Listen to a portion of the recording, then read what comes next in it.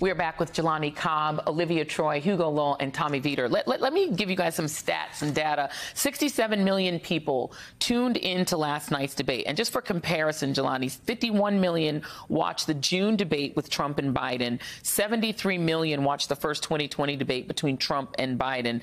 84 million watched the first Hillary-Trump debate, most watched in history. It was basically Seinfeld numbers. That's about like this debate was like about the Seinfeld finale.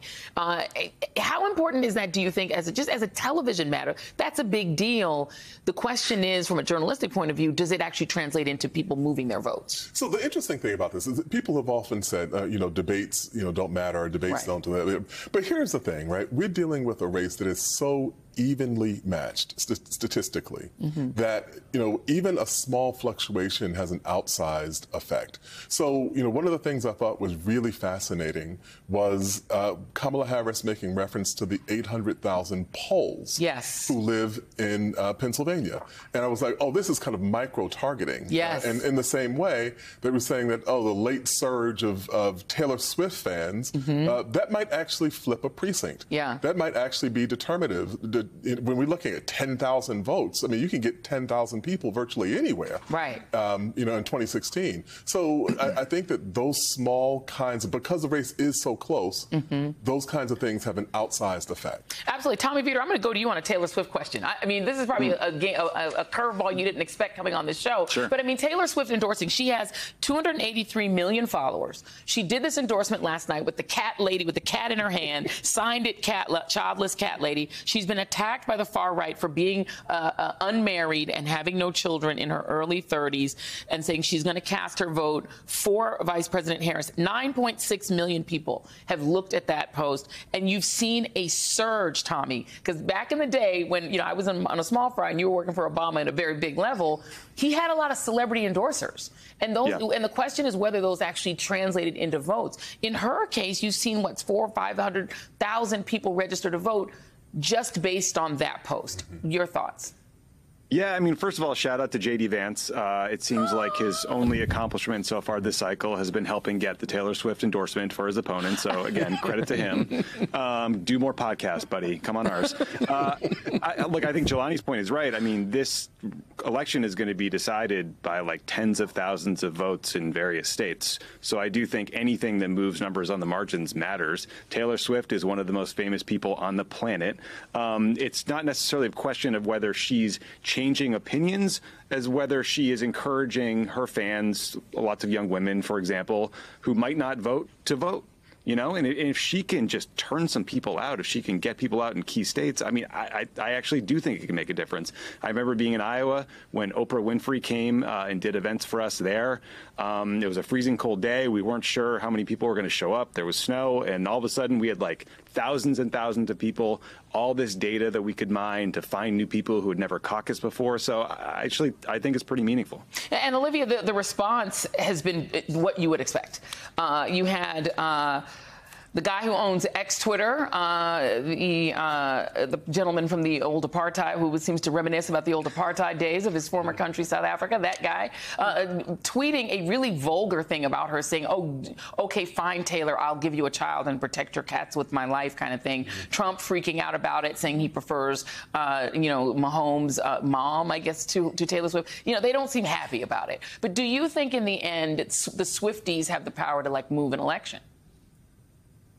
I really do. And look, I know what post you're talking about when it comes to that guy, because I saw that post on social media and I thought it was completely disgusting what he was saying about Taylor Swift. I mean, I don't even know how anyone respectable who owns a private sector company like that would speak that way. But we've seen a lot of disgusting things that he's done along the way. So I guess I shouldn't be surprised. But look, I think absolutely Swifties, I think, look, I'll admit I'm a Swiftie. I'm a diehard fan. And so I think we're going to get out the vote. And I think he's absolutely right. I think it's about turnout. And if she can motivate people and say, you have to vote this election, I think that's critical because, in 2020, I think it came down to 40,000 votes. I think that's the margin of it, I think is what we know. And so, I mean, that's critical. And I think it's going to be incredibly important. But, I have to say this because it's killing me. I was watching Trump last night. And all I could think about when he started talking about eating pets, and Hugo mentioned this, first of all, I was appalled on the world stage that was said by a former president of the United States who wants to be in the Oval Office. That is incredibly shocking. And then I couldn't help but think of Alf. I thought I was watching Alf, who's going to talk about eating the cat.